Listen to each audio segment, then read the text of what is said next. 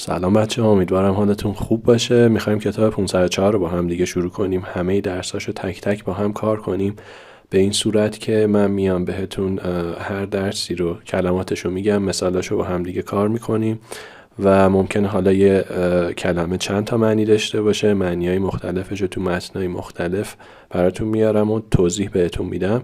در کنار اون یک برنامه‌ای هم هست بهتون معرفی میکنم، کاملا هم مجانی هست. با اون برنامه خیلی خیلی سریعتر میتونید کلمه‌های این کتاب رو یاد بگیرید و اصلا چرا کتاب 504 رو کار کنیم. ببینید کتاب 504 کتابیه که کلماتی که خیلی پرتکرارن توی حالا امتحانای بین المللی مثل آینس، تافل، FC، CAE، CPE، توی هر کدوم از این امتحانا نگاه کنید حداقل چند تا کلمه از این کتاب توش هست. حتی توی رسانه ها، توی میدیا هم از این کلمه ها زیاد استفاده میشه و دونستنشون خیلی خیلی مهمه. من سعی میکنم هر روز یه درسشو بذارم که حدود 1.5 ماه، حدود 42 تا درسه، هر درسم 12 تا کلمه است. آره، حدودا 1.5 ماه طول میکشه. من سعی خودم میکنم که هر روز یه دونه ویدیو براتون آپلود کنم. خب بریم از درس 1 شروع کنیم با هم دیگه. بعد اگرم سوالی چیزی داشتید راجع به مثالا، راجع به اینکه چجوری کلمه ها رو بخونید، توی کامنت ها ازم بپرسید. اگر هم با این ویدیو حال میکنید این پایین سابسکرایب و لایک رو برام بزنید، ممنونتون میشم. خب بچه ها بیاید بریم سراغش. ببینید من کلمه رو تک تک براتون میخونم، دفینیشنش هم براتون توضیح میدم، بعد معنی فارسیش هم میگم، بعدم میریم سراغ مثالاش. اولین کلمه‌ای که داریم abandon هست. Abandon is a verb، یه فعل بچه ها، and it means to leave a place or a person, or you can also leave the idea of something, like you stop thinking about it, like you quit thinking about something. بچه ها معنی ترک کردن شخصی، ترک کردن جایی بدون اینکه بخوای برگردی، یا اینکه ترک کردن یه فکر و ایده، بیشتر حالت اینکه بگی یه فکری از سرت بیرون کنی. تو فارسی ما این شکلی میگیم. Now let's get to the examples. When Roy abandoned his family, the police went looking for him. یه وقتی روی خانواده‌اش رو ترک کرد، پلیس رفتش دنبالش بگرده. So abandon his family، خانواده‌اش رو ترک کرد. The soldier could not abandon his friends who were hurt in battle. میگه سربازه نتونست دوستایش که زخمی شده بودن تو جنگ و ول کنه بره، ترکشون کنه یا رهاشون کنه بره. So abandon his friend. And last example, because Rose was poor, she had to abandon her idea of going to college. میگه به خاطر اینکه روز فقیر بود، because Rose was poor, she had to abandon her idea of going to college. مجبور بود فکر رفتن به کالج رو از ذهنش، از سرش بیرون کنه. بچه اینجا یه کالوکیشن خوب داریم، abandon an idea، از فکر چیزی بیرون اومدن. For example, because he was on diet, he had to abandon his idea of eating a hamburger. مثلا اینجوری خودتون هم میتونید درست کنید. وقتی یه کالوکیشن یاد میگیرید سعی کنید باهاش همون اول که یاد گرفتین چند تا مثال بسازید همون لحظه، یا بنویسید رو کاغذ یا فقط بگید خودتون. Okay, let's get to the second word, keen. Guys, keen can have different meanings, as you can see: sharp, eager, intense, sensitive. keen بچه ها میتونه معنی‌های مختلفی داشته باشه. اونایی که اینجا توی کتاب آورده شده تو کتاب 504: sharp به معنی تیز، eager به معنی مشتاق، intense شدید، sensitive حساس. و اینکه keen is an adjective. Yep. The butcher's keen knife cut through the meat. میگه the butcher's keen knife cut through the meat. چاقوی تیز قصاب گوشت رو میبرید. Okay, cut through the meat. So keen knife بچه اینجا به معنی چاقوی تیزه. Now next example. My dog has a keen sense of smell. میگه سگ من حس بویایی قوی داره. نمیتونیم اینجا بگیم شدید، میگیم قوی. به جای intense بچه strong هم تو ذهنتون داشته باشید. Okay? که بتونید موقعی که میخواید ترجمه کنید جور در بیاد. اگه مثلا برگردیم بگیم my dog has a keen sense of smell، ترجمهشو بگیم سگ من حس بویایی شدیدی داره، یه جوری میشه. بخاطر همینجا قوی هم در کنارش داشته باشید که اگه از رو معنیش خواستید متوجه بشید به مشکل نخورید. Bill's keen mind pleased all his teacher. میگه ذهن مشتاق بیل تمام معلماش رو خوشنود کرد، راضی کرد. اوکی، اینجا معنی ایگرشه، پس 3 تا معنیشو اینجا داشتیم. یه اصطلاح دیگه هم که با keen هست keen onه. It's exactly like interested in doing something. It means you like doing that thing. For example, I am keen on playing table soccer. Okay, she's keen on watching movies. It's exactly like saying she is interested in watching movies. Okay, پس بچه keen on هم به معنی اینه که علاقه دارید و انجام کاری. Okay, third word is jealous. Jealous همونطور که خیلیاتون شنیدین به معنی حسود هستش و یه صفت هم هست. Jealous is an adjective. And the thing is، ببینید ما تو فارسی میگیم حسودی کردن، فعلش هم داریم ولی این حواستون باشه صفته. Okay? So if you want to make it a verb, you are jealous of someone. Okay? حسودی کردن به کسی، you say you are jealous of someone. یه معنی دیگه هم داره که حالا توی فارسی یه جور دیگه ما میگیم afraid that one you love might prefer someone else. ببینید یکی از معنیهای jealous تو انگلیسی اینه بترسی که کسی رو که تو دوستش داری کس دیگه ای رو دوست داشته باشه، کس دیگه ای رو ترجیح بده. Okay? I don't know how to translate that in Farsi, but we say maybe شاید ما تو فارسی میگیم مثلا طرفی خورده غیرتی شد به خاطر اینکه حالا پارتنرش از یه نفر دیگه خوشش میومد یا ناراحت شده از این قضیه. پس فقط حسود نیست. اوکی، فارسی هم بکنم میگیم حسودی میکنه طرف و اینا. Anyway، خب بریم سراغ مثالاش. A detective was hired by the jealous widow to find a boyfriend who had abandoned her. میگه یه کارگاه توسط بیوه حسود استخدام شد که اون دوست پسری که ترکش کرده رو پیدا کنه. برای بچه کلمه abandon اینجا تکرار شده. این کتاب تو مثالایی که داره از کلمه هایی که قبلا یاد گرفتین خیلی استفاده میکنه که یادآوری بشه براتون دوباره. Okay. Although my neighbor just bought a new car, I'm not jealous of him. میگه با این که اگرچه همسایه من تازه ماشین جدید خریده من بهش حسودی نمی کنم. To be jealous of someone. ببینید فرق مثال A و B تو چیه؟ ببین was hired by the jealous widow. استخدام شد توسط بیوه حسود. ولی اینجا میخوای بگی حسودی کردن to be jealous of someone. Look. To be jealous of him. کل این با هم دیگه حسودی کردن رو معنی میده. در واقع حسود بودنه ولی حالا تو فارسی میگیم حسودی کردن. Example C. Being jealous, Mona would not let her boyfriend dance with any of the cheerleaders. میگه چون حسود بود، به خاطر حسود بودن مونا اجازه نمیداد که دوست پسرش با هیچ کدوم از چیرلیدرها برقصه. چیرلیدر بچه اینا این که مثلا تیم بسکتبال هست، بعد یه سریا بین کوارترها میان، یه سری دختر میان میرقصن، بعد اینجوری چیزای پفی هم دستشون دارن اینجوری میکنن. Okay? So those are cheerleaders. یه ساختار باحالی هم اینجا داریم being jealous. اوکی، بعد حالا این بعد being هر صفتی میتونید بذارید. اوکی، مثلا میتونید بگید being smart Tom could pass all his exams, could ace all his exams. Let me write that for you. Look, being smart Tom, let's say, could ace all his tests or exams. به خاطر اینکه باهوش بود تام تونست همه امتحاناشو بهتر کنه. Ace all his tests. بچه ace a test به معنی یه امتحانی خیلی خوب دادنه. Okay, you ace a test. Okay, next word is tact.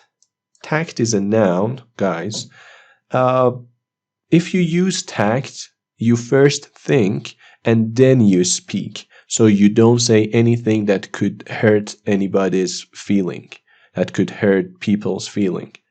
Okay? بچه تکت اسمه و به معنی اینه که شما آدم با ملاحظه، به معنی ملاحظه است. به ملاحظه از این نظر که با حرفات کسی رو ناراحت نمی کنی. Something like that. اگه بخوایم دقیقش رو بگیم نوشته توانایی اینو داشتن که چیز درست رو بگی. Ability to say the right thing. Tact. So my aunt never hurts anyone's feeling because she always uses tact. خیلی مثال خوبیه. میگه عمه من، حالا یا خاله من، هیچ کس به احساسات کسی آسیب وارد نمیکنه به خاطر اینکه همیشه از تکت استفاده میکنه، همیشه ملاحظه گره، از ملاحظه گری استفاده میکنه. یه همچین چیزی. ترجمه دقیقی تو فارسی نداره. سعی کنید معنیشو متوجه بشید. By the use of tact, Janet was able to calm her jealous husband. با استفاده از حالا ملاحظه گری، جنت قادر بود که همسر حسودشو آروم کنه. So your friends will admire you if you use tact and thoughtfulness. میگه دوستات تو رو تحسین میکنن اگه تو استفاده کنی از اگه ملاحظه گر باشی و با فکر باشی. Thoughtfulness. If you use tact and thoughtfulness. Okay, let's get to the next word, oath. Guys, when you take an oath, you promise that something will happen, or you promise that you will not do something. Okay, it's like vow or a promise. So oath اینجا اسمه به معنی سوگند یا قسمه. A promise that something is true or occurs. As I told you, the president will take the oath of office tomorrow. بچه take an oath به معنی سوگند خوردنه یا قسم خوردنه، ولی oath خودش به تنهایی فعل نیست. Take an oath. Okay? Or اینجا حالا take the oath or take an oath. Let me underline this for you. میگه رئیس جمهور فردا سوگند این که وارد دفتر ریاست جمهوری بشه رو میخوره. Okay? In court, the witness took an oath that he would tell the whole truth. دوباره اینجا هم همون take an oath رو استفاده کرده. So میگه توی دادگاه the witness took an oath، کسایی که شاهد بودن، شاهدا سوگند یاد کردن که او تمام حقیقت رو میگه. He would tell the whole truth. When Terry discovered that he had been abandoned, he let out an angry oath. میگه وقتی تری متوجه شد که اون ترک شده، اون یه معنی دیگه هم داره، من فراموش کردم بهتون بگم. curse بین نفرین یا فحش میمونه. اوکی؟ پس اینم یه معنی دیگه شه. میگه وقتی تری متوجه شد که اون ترک شده، ترکش کردن، اون یه فحش بلند و داد زد، یه فحش داد، یه نفرین کرد. something like that. یه چیز روی مایا. Okay. Next word, vacant. Vacant means when something is not filled, okay, and it's empty, you say it's vacant. Okay? به معنی خالیه. یا وقتی یه نفر از یه چیزی استفاده نمیکنه، اون دستگاه vacant یا فریه. بیشتر فری استفاده میکنن تا vacant، ولی حالا نمیه معنی دیگهش. Someone is planning to build a house on that vacant lot. میگه یه نفر داره برنامه ریزی میکنه که یه خونه بسازه توی اون زمین خالی. بچه lot here به معنی زمینیه که توش هیچی نیست. وقتی میخواید بگید یه زمینی هست، یه فضای خالی هست، از ground استفاده نکنید. ground معمولا استفاده نمیشه، lot استفاده میکنم. You probably have heard parking lot. So that's the same thing. I put my coat on the vacant seat. میگه من کتمو میذارم روی صندلی که خالیه. و یه چیزی بچه، این سیت اسمه. خب با این سیتی که الان دارم می نویسم and this one is sit. اینم فعلشه. سیت به معنی صندلیه یا هر جایی که بشه بشینی. sit فعلشه. اوکی، به معنی نشستنه. چجوری بولدش کنیم، ایتالیکش کنیم، آندرلاینش کنیم که اینجا باشه ببینید. اوکی، پس این دوتا رو با هم اشتباه نگیرید. Seat and sit. Next. When the landlord broke in, he found that apartment vacant. میگه وقتی که صاحب خونه اومد تو، broke in یعنی بدون اینکه اجازه داشته باشی وارد جایی شده باشی، مثلا در پنجره بیای تو. Okay, broke into a place. When the landlord broke in, he found that apartment vacant. اون آپارتمان رو بدون سکنه پیدا کرد، بدون خالی از سکنه دید.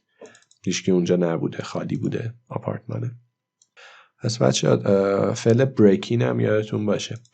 break in معمولا look usually okay a burglar معمولا یه دزد وارد جایی میشه دیگه. So usually burglars, let's say burglars usually break in through the window. Okay, میگه دزدا معمولا از طریق پنجره وارد میشن. Okay, پس break in بدون هماهنگی یا بدون اجازه وارد جایی شدن. Okay, hardship. Hardship, guys, means difficulty, as you can see. همون دشواریه. In Persian we say دشواری. And it's a noun. The fighter had to face many hardships before he became champion. میگه اون مبارزه مجبور بود که با سختی‌های زیادی مواجه بشه، روبرو بشه قبل از اینکه قهرمان بشه. So face something. Let me first highlight this one and then face. بچه face فعله به معنی روبرو شدن یا مواجه شدن با چیزیه. So the fighter had to face many hardships before he became champion. Abe Lincoln was able to overcome one hardship after another. Let me highlight this one too. So میگه ابراهام لینکلن، ایب حالت کوتاه شده ابراهام، فارسی هم که بگیم ابراهیم دیگه، انگاری نمیمونه که بگی ابراهیم لینکلن، قادر بود که سختی ها رو یکی بعد از دیگری بهشون غلبه کنه. Okay, so Abe Lincoln was able to overcome one hardship after another. Let's get to the next example. On account of hardship, Bert was let out of the army to take care of his sick mother. That's on account of اینه because of میمونه. به خاطر سختی و دشواری به برت اجازه داده شد که از ارتش بیاد بیرون که از مادر مریضش نگهداری کنه. So the word was hardship. It was a noun and it meant difficulty. Next word, gallant. Gallant, guys, the main meaning is brave. The other meaning is of old use. People don't use that word these days, but it is here and we need to learn it.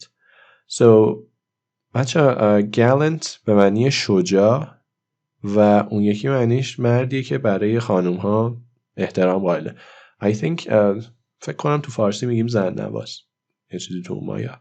Okay guys, next word is gallant. Gallant is an adjective. It means brave And the other meaning, a man who shows respect for women.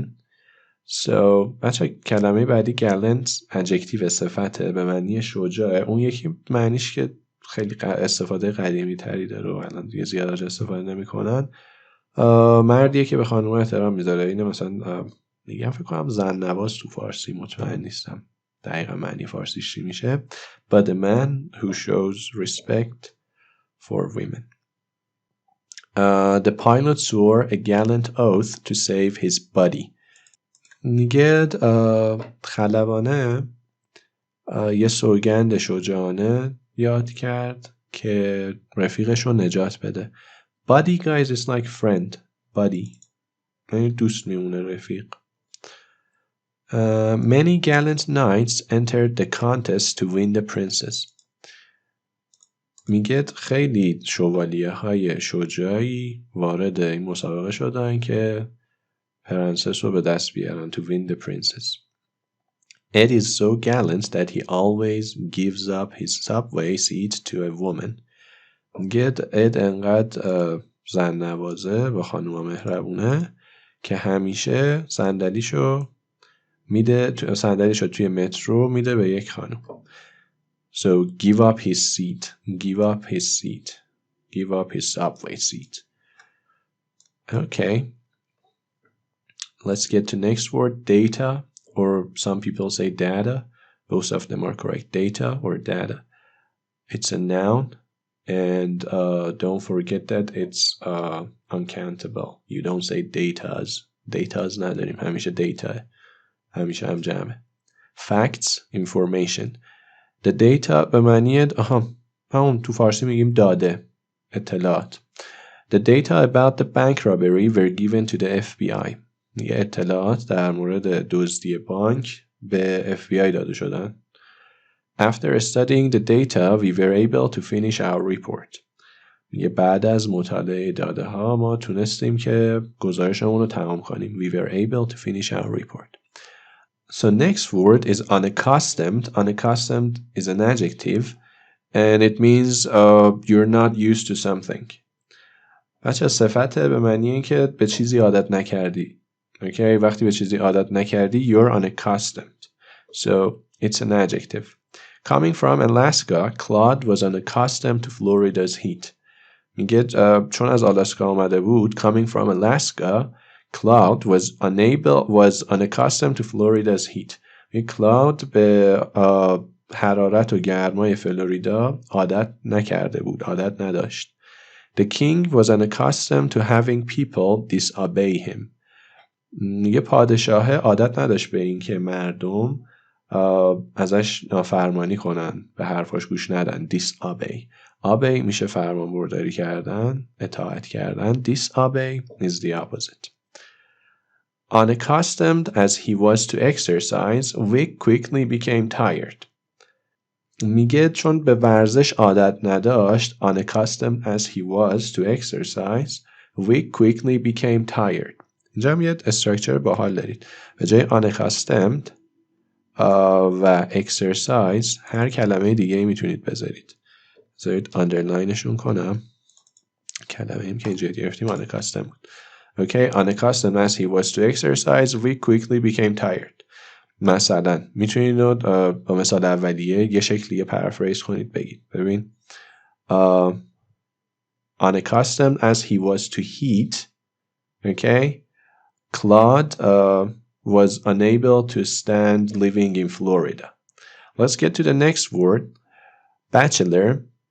Bachelor, guys, is a noun. It means a man who is not married yet, a single man. And bachelor is we use it for a single man. Bachelorette, we use it for women. So a woman who's not married, bachelorette. But here we have bachelor. My brother took an oath to remain a bachelor. یه برادر من سوگند یاد کرد که همیشه مجرد بمونه. In the movie, the married man was mistaken for a bachelor. میگه تو فیلم مرده که متأهل بود اشتباه گرفته شد به جای یه نفر که مجرده. Okay, so was mistaken. For example, I was mistaken for a pilot. I don't know. I was mistaken for a student while I was the teacher. از این استراکچر هم میتونید استفاده کنید. To be mistaken for something else or for someone. اشتباه گرفته بشین به عنوان یه نفر دیگه. Okay? So, for example, she was mistaken as the CEO of the company. While she was, while she was an accountant. All right. Next example, before the wedding, all his bachelor friends had a party. قبل از مراسم عروسی همه دوستای مجردش یه مهمونی داشتن. And also یه رسمی هم هست که قبل از عروسی یه مرد وقتی میخواد ازدواج کنه با همه دوستای دیگهش جمع میشه میره یه مهمونی میگیرن دوره هم. I think that's called bachelor's party. Yeah, that's bachelor's party. Next word, qualify. Qualify is a verb here. It means to show that you can do something. Okay? Show that you can do something. بچه معنی صلاحیت داشتنه. Okay? صلاحیت داشتن، صلاحیت پیدا کردن. بریم سراغ مثالاش. I'm trying to qualify for the job which is now vacant. من دارم سعی میکنم که صلاحیت بگیرم برای این موقعیت شغلی که الان هست. We have job vacancy, okay? There is this word job vacancy. بچه موقعیت شغلی یا یه شغلی که کسی توش نیه، پستی که اونجا کسی کار نمیکنه. They call it job vacancy. Okay? Job vacancy. So, ببین اینجا چی گفته؟ میگه من دارم سعی میکنم. So, job and vacant. It is the same thing. من دارم سعی میکنم که صلاحیت بگیرم، صلاحیت به دست بیارم برای اون موقعیت شغلی. Okay? For the job which is now vacant. برای اون شغلی که الان موقعیتش خالیه. برای اون شغلی که الان کسی اونجا کار نمیکنه توی اون پست. خب بچه بریم سراغ مثال بعدی. Since Pauline can't carry a tune, she's sure that she will never qualify for the girls' chorus. میگه از اونجایی که پاولین نمیتونه خوب بخونه can't carry a tune, she's sure that she will never qualify for the girls' chorus.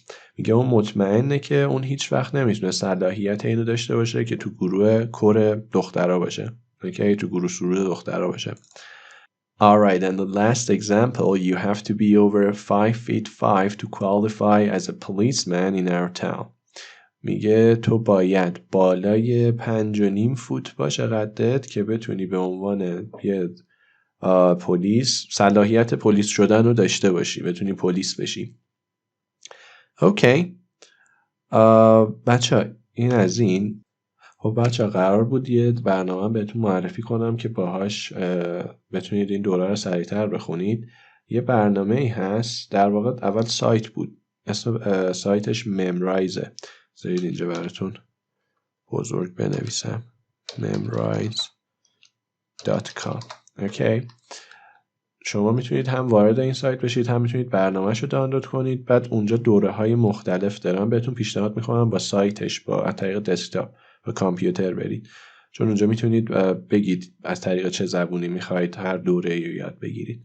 هم میتونید انگلیسی به انگلیسی یاد بگیرید، هم میتونید فارسی به انگلیسی یاد بگیرید. برید اینجا با روش لایتنر بهتون یاد میده و خیلی سرعت میده بهتون. اگه از این ویدیو خوشتون اومد لایک هم کنید، سابسکرایب کنید. اگه هم سوالی چیزی داشتید توی بخش کامنت ازم بپرسید، همشون رو جواب میدم. ممنون که تماشا کردین. فعلا.